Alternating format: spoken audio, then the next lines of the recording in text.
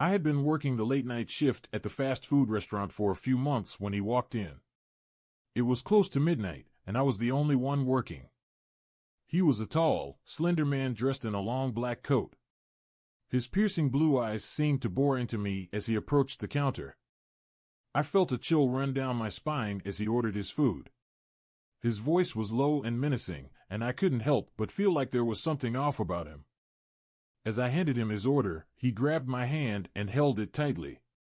"You have such soft skin," he said, his eyes fixed on mine. I tried to pull away, but his grip was too strong. I could feel the cold energy emanating from him, and I knew that something was seriously wrong.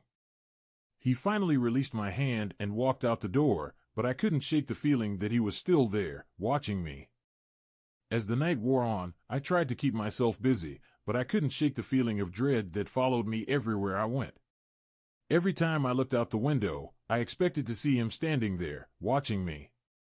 And then, just as I was about to close up for the night, he walked back in. His eyes were fixed on me, and I could feel my heart racing. "Can I help you?" I asked, trying to keep my voice steady. He just smiled, revealing his sharp teeth. "I'm just here to see you," he said, before walking towards me. I tried to run, but my legs wouldn't move. I was frozen with fear as he approached me, his cold breath on my neck. And then, just as suddenly as he had appeared, he was gone. I was left standing there, trembling with fear, wondering if he would ever come back.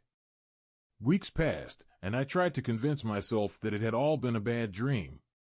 But the feeling of dread never left me. Every time I heard a noise outside my window, I wondered if he was back. And then, one night, I saw him again. He was standing outside the restaurant, his piercing blue eyes fixed on me. I knew that this was it. This was the moment I had been dreading. I took a deep breath and walked outside to confront him. As I approached him, I could feel the cold energy emanating from him, and I knew that I was in danger. But I refused to back down. I refused to let him control my life any longer.